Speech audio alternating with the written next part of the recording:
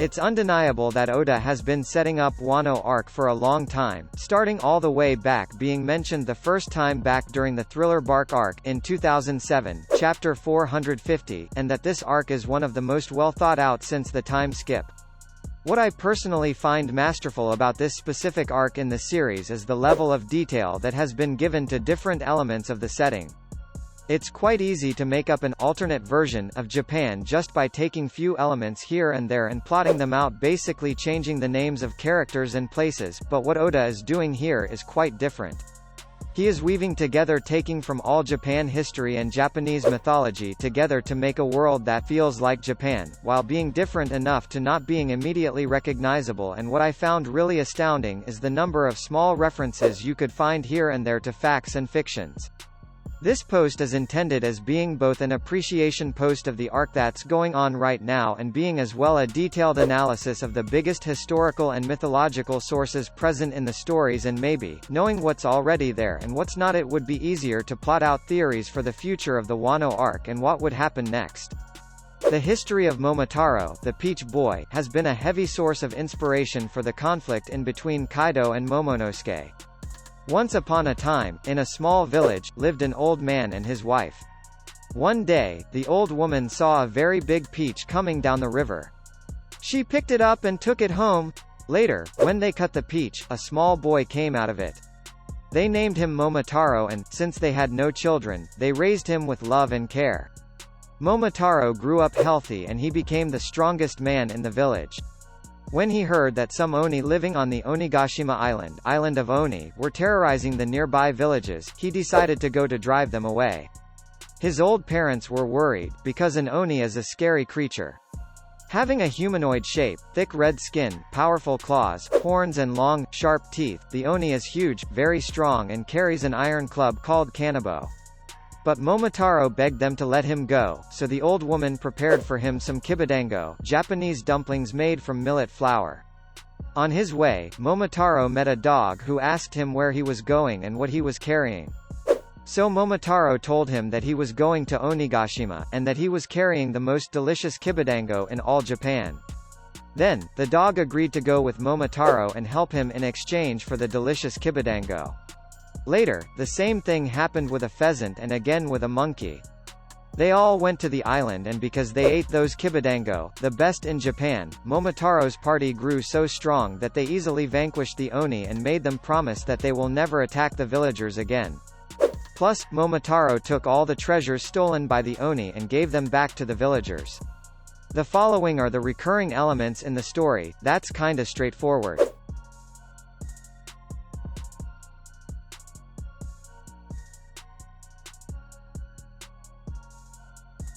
I think that both Marco and Kuzan could be the last possible ally for the alliance, since they both could fall in the pheasant figure while being absent from the scene for far too much time. The history of the defeat of Yamata no Orochi has been a heavy source of inspiration for the conflict against Orochi, and in his characterization as a character, Yamata no Orochi is a serpent dragon in Japanese myth. The Orochi has 8 heads and 8 tails, and its enormous body reaches across 8 valleys and 8 hills. You're probably noticing a pattern here. When Susanoo is in exile from the heavens, he finds a couple and their daughter crying by the river. They explain their sadness to him, that every year, the Orochi comes to devour one of their daughters. This year, they must give up their 8th and final daughter, Kusanada. To save her, Susanoo proposes marriage to Kusanada. When she accepts, he transforms her into a comb which he can then carry in his hair. Kusanada's parents must brew sake, he explains, and refine it 8 times. They must also build an enclosure with 8 gates, each of which includes a vat of sake. When the Orochi arrives, he is lured in towards the sake, and dips each of his heads into one of the vats. The drunken beast is now weakened and disoriented, allowing Susanoo to quickly slay it. As Susanoo cuts the monster into pieces, he uncovers a great sword that had grown inside the Orochi. This blade, the Kusanagi, is presented to Amaterasu as a gift to reconcile their dispute. The following are the recurring elements in the story. In the original myth, Yamata no Orochi also asked for young females as sacrifices, and Kusanada would have been the last one. Notice that in many sources Yamata no Orochi is described as being often drunk, trait that I think has been influenced the development of Kaido as a character. Also, it's worth to notice that the Kusanagi blade is also named Aim no Habakiri, so the parallel here is striking. Hiaki Yoyo is a concept in Japanese folklore, where a parade composed of 100 kinds of yokai march through the streets of Japan at night. I think that this myth here has been split. Naturally, the beast pirates has been inspired, in their monstrous form and in their numbers, also as a general visual identity for the numbers, by the riot nature of the Hiaki Yoyo, but the source story seems to me too much relevant in this specific situation. Sometimes an orderly procession, other times a riot, it refers to an uncontrolled horde of countless numbers of supernatural creatures known as Oni and Yokai *, led by Nurarihyon, a monster that cannot be caught. In some sources, that number is referred as being 500 demons, *. The story that originated the Hiaki Yoyo is, a young nobleman is ordered to close up his house in Kyoto and move immediately to the new imperial court in Fukuhara. Although while he's gone a trusted servant stays behind to care for the house, when he returns, he finds the house infested with 100 yokai like Oni, Tengu and others. All those demons were using his house to make a good party. Such story of the Hiaki Yoyo originated in a Shinto fire festival myth about the Kumano Mountains. It is said that, once a year, all the Shinto gods are supposed to meet on this mountain. The following is speculation, but I feel it's based. My interpretation of such a myth is that we will see a procession of freed peasant samurai coming from the flower capital, marching during the fire festival, guided by Denjiro, who was trusted by Kurozumi Orochi, and that was his plan all along. This was the myth surrounding two historical figures in Japan, Minamoto Yoshitsune on the right and Benkei on the left. Naturally, those two spawned the whole Ringo region story, being the source material for Onimaru and the Shimotsuki clan. Benkei was a warrior monk who lived in Japan in the 12th century. Though most of the stories associated with him are exaggerated to the stature of myth and legend, he was undoubtedly a real person. Minamoto Yoshitsune is one of the best-loved historical figures in Japan. He was a brilliant warrior who lived from 1159 to 1189. He helped his older brother Yoritomo gain control of Japan. Later, Yoritomo established the first shogunate in Japan. Yoshitsune's father, Minamoto Yoshihito, was killed by his enemy Taira Kiyomori in 1160, when Yoshitsune was less than a year old. Kiyomori spared Yoshitsune, but put him in a monastery in Kyoto. Here, Yoshitsune trained to become a Buddhist monk. Legend says that it was near this monastery, on the Goyo Bridge in Kyoto, that Yoshitsune met Benkei. A popular version of the story maintains that Benkei would hide by night under the Goyo Bridge, and challenge all who passed to a sword fight. He would keep the swords of those he defeated. In this way Benkei had collected 999 swords and was in search of the 1000th sword when he encountered Yoshitsune. Yoshitsune and Benkei remain among Japan's best-loved heroes. Their adventures have given birth to a host of myths, legends and stories, while incidents from their lives often form the theme of kabuki plays and no performances. It's worth to notice that historically Minamoto Yoshitsune was killed due to betrayal, in the same way it happens to Yushimaru in the series. It's very interesting to notice that the Zoro Shimotsuki theory here is heavily supported by having many sources about a potential surviving son fathered by Yoshitsune with his mistress Shizuka, who fled the castle while carrying his unborn child. Not a fan of the theory, but it still starts to have more legs now. The Shimabara Rebellion was the largest civil conflict in Japan during the Edo period, and was one of only a handful of instances of serious unrest during the relatively peaceful period of the Tokugawa shogunate's rule. The Shimabara Rebellion was a Catholic peasant uprising in Japan that occurred from 1637 to 1638. The rebellion occurred in reaction to tax increases and the persecution of Christians by the Tokugawa shogunate, and the Tokugawa sent 125,000 troops to suppress the rebels at Hara Castle.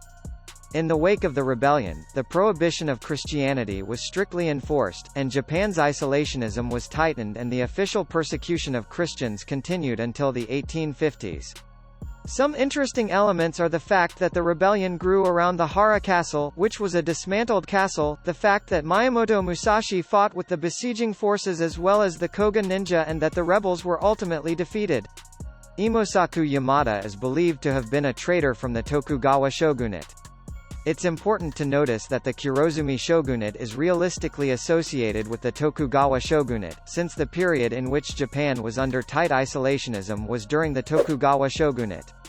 The most notorious person who was fighting under the Tokugawa shogunate at the time was Miyamoto Musashi, known as being historically one of the strongest swordsmen in history.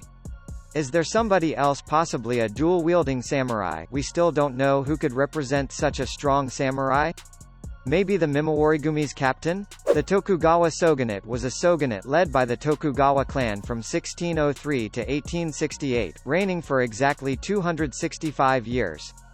In this case, being the Tokugawa shogunate similar to the Kurozumi shogunate in portrayal, some of the elements have been kept mixed and then used for the story. Sakoku Policy, closed country. Sakoku was the isolationist foreign policy of the Japanese Tokugawa shogunate under which, for a period of over 220 years, relations and trade between Japan and other countries were severely limited. Nearly all foreign nationals were barred from entering Japan and common Japanese people were kept from leaving the country. Japan was not completely isolated under the Sakoku policy. It was a system in which strict regulations were applied to commerce and foreign relations by the shogunate and by certain feudal domains. There was extensive trade with China through the port of Nagasaki, in the far west of Japan, with a residential area for the Chinese. Mimawarigumi, Special Force Police. Sakoku was the isolationist foreign policy of the Japanese Tokugawa shogunate under which, for a period of over 220 years, relations and trade between Japan and other countries were severely limited. Nearly all foreign nationals were barred from entering Japan and common Japanese people were kept from leaving the country.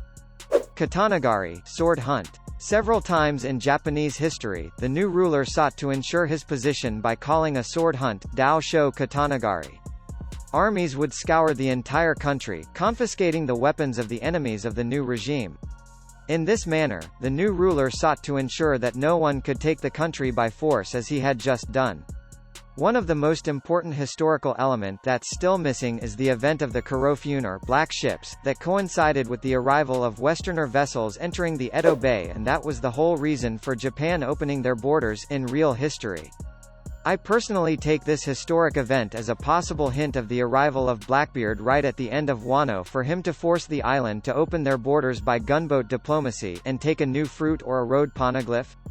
Who knows, really? The Revenge of the 47 Ronin, also known as the Akko Incident, is an 18th-century historical event in Japan in which a band of Ronin, leaderless samurai, avenged the death of their master. It could be pointed at being one of the sources of inspiration for the 9 Red Scabbards. The story is a detailed revenge mission that was taken after years and years of the death of their lord, so it's very simple to make some connections here. I still think there is a little bit more behind some of the Scabbards, at least for their names, roles and/or other details. Oden seems to be partially inspired by Oda Nobunaga, whose name is very similar, being the very last noble before the Tokugawa shogunate, having a bad attitude, fame and having his castle burned down to ash, and Gomon Ishikawa. Kinnaman, a different rebellion against the Tokugawa shogunate, was the Kinmen incident.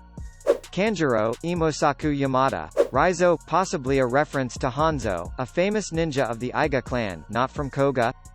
Ashura Doji, Shutenmaru, named after the eponymous creature Shuten Doji. Kawamatsu, inspired from the myth of Urashima Taro, which was a fisherman who saved a small turtle on the beach which was tortured by a lot of evil people, and Kawamatsu was exactly that turtle. It's relevant to notice that the rest of the whole plot for that myth has become already Fishman Island.